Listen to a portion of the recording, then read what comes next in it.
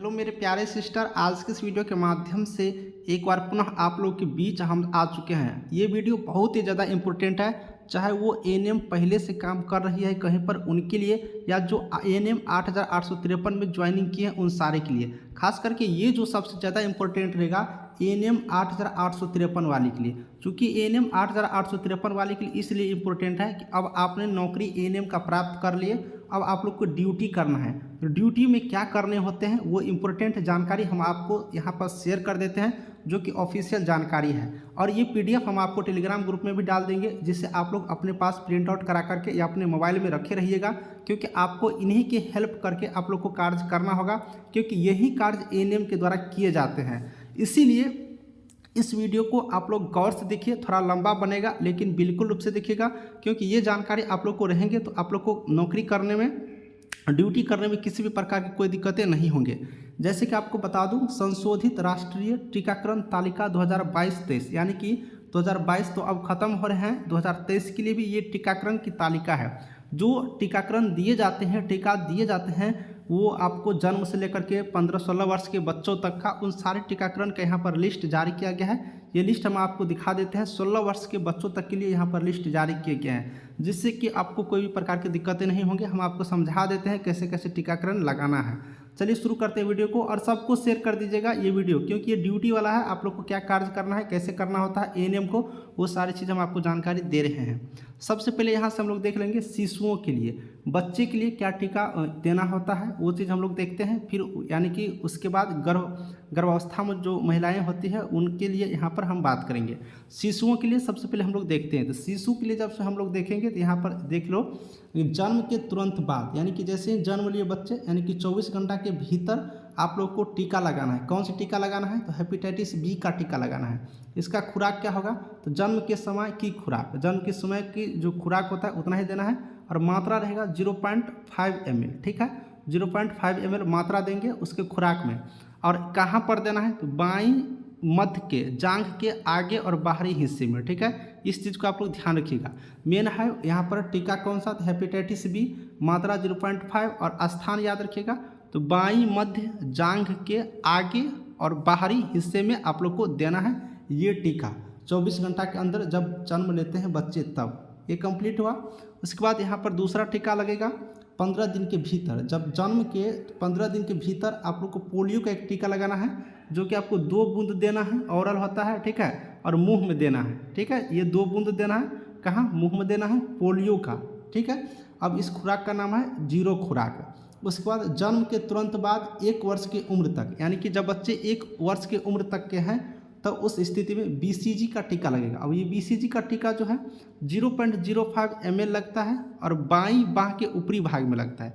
जब बाईं बाह के ऊपरी भाग में, ये स्थान याद रखिएगा, उल्टा पुल्टा कहीं मत लगा दीजिएगा। और यहाँ पर मात्रा क्या होगा? 0.05 ml। ठीक है, ये 1 वर्ष तक के बच्चों के लिए लागू होंगे।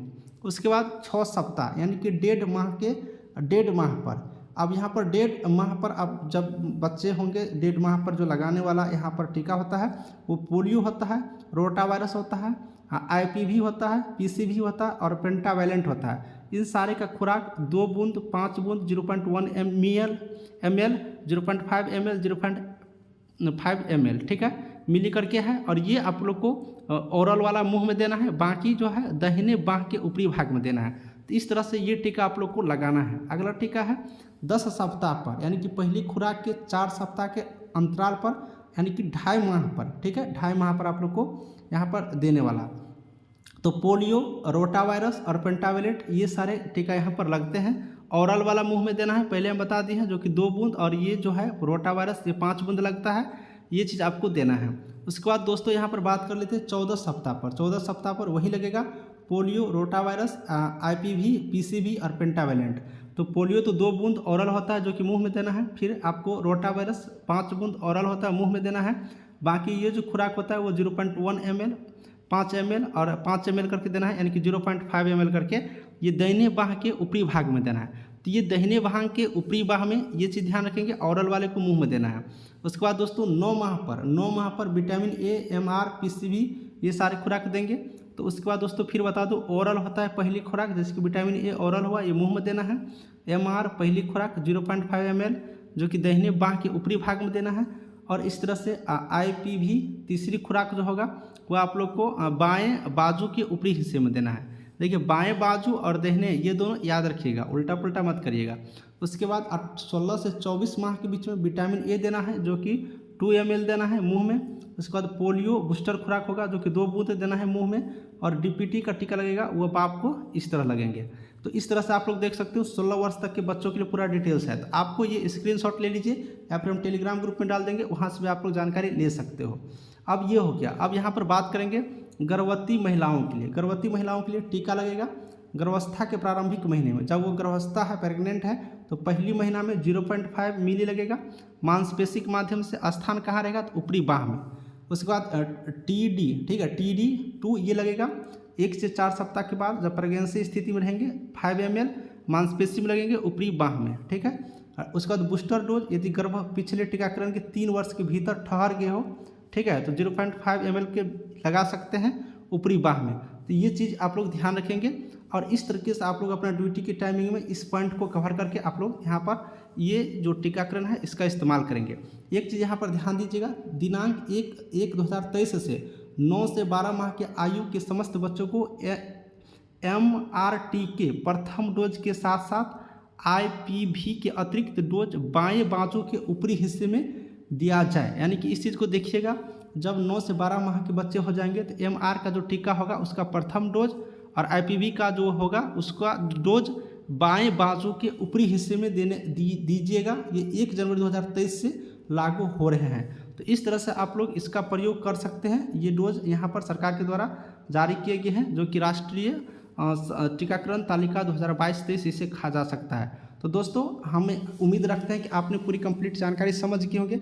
आपको हम यहाँ पर स्क्रीनशॉट ले लीजिए और उसको आप लोग गौर से खुद से भी पढ़िएगा जिससे कि आपको किसी प्रकार से कोई दिक्कत नहीं हो। और बिल्कुल इसे कॉपी पर लिख लीजिए, याद कर लीजिए, मोबाइल में रखिए, जहाँ हो सुरक्षित रखिएगा। इसे देख देख करके भी आप लोग यहाँ पर अपना ड्यूटी कर सकते हो, अपना काम निपटा सकते हो। चलिए इसी तरह की नई नई जानकारी प्राप्त करने के लिए चैनल को देखते रहिएगा। वीडियो अच्छा लगा होगा तो और भी सिस्टर को शेयर कर दीजिए जिससे कि उनको भी पूरी कंप्लीट जानकारी यहाँ से मिल जाएंगे। नेक्स्ट वीडियो में हम आपके लिए एक इम्पोर्टेंट जानकारी लेकर के आएंगे। और दोस्तों कोई डाउट हो तो कमेंट करिएगा, ठीक है। कोई प्रश्न हो तो वो भी कमेंट कर दीजिएगा, उसका जवाब हम आपको दे देंगे।